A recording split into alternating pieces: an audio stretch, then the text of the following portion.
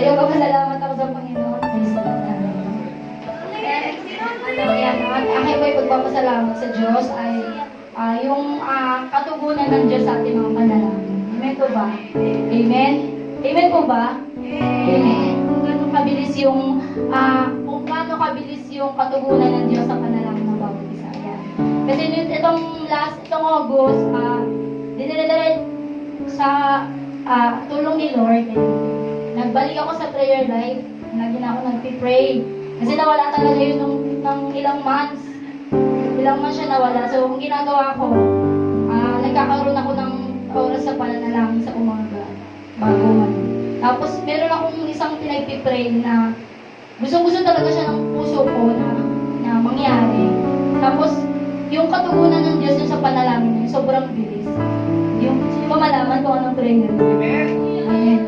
Ayan yung tungkol ko sa papa ko kasi, di ba, yung papa ko po mabisyo. Kaya mayosi po si papa eh, mabisyo siya. Namatay po kasi yung kapitbahay namin na namatay siya sa bisyo.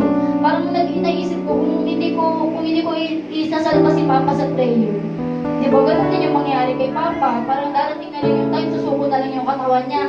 Tapos, mamamatay na siya sa infection dahil sa hindi ko siya, magiging magiging burden ko kasi maaga pa lang, hindi natin pinanalangin yung mga mahal natin sa buhay na nasa ilalim ng vices o kasalanan. Amen po ba?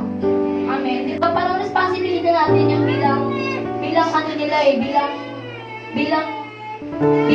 pamilya nila na ipanalangin sila na maliligtas sa mga bagay na yun. Di pinag-pray ko si Papa na Lord, tanggalin niyo po lahat ng bisyo na meron si Papa. Hindi man agad-agad, hindi man lahat. Paunti-unti. Kung paano mo ako binago, kung paano mo ako inayos, gawin mo rin po yun sa buhay ni Papa. Yan nangyari po, itong linggo, last Sunday. Tumatayin na po si Papa ng masakit yung lalamunan niya, na mamagal lalamunan niya. Di nag-aalala ako na bakit namamagay lalamunan niya. Hindi pinipipray ko na gumaling siya. Pero hindi talaga gumagaling si Papa. Itong Sprite, isang araw, ka-chat ko siya. Sabi niya sa akin, masakit pa rin daw yung lalamunan niya, may ilagnat pa rin daw siya. Sabi ko sa kanya, ikaw kasi, 40 years ka na nagsisigarilyo, tingin mo yung lalamunan mo hindi mapapagod, di ba? Ay, hindi ka nagpapasok ng dalawang kaangyosi sa lalamunan mo eh. Tapos, inaano mo lang, parang wala lang sa'yo, pinapapakuloy mo lang. Tingin mo ng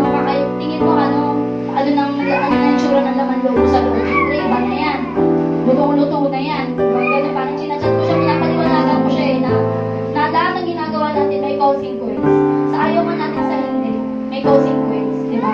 Na ikaw nag-desisyon ka na mag-bisyo, tatanggapin mo yung consequence na darating yung time na magsusuko yung katawan mo dahil mo sa bisyo.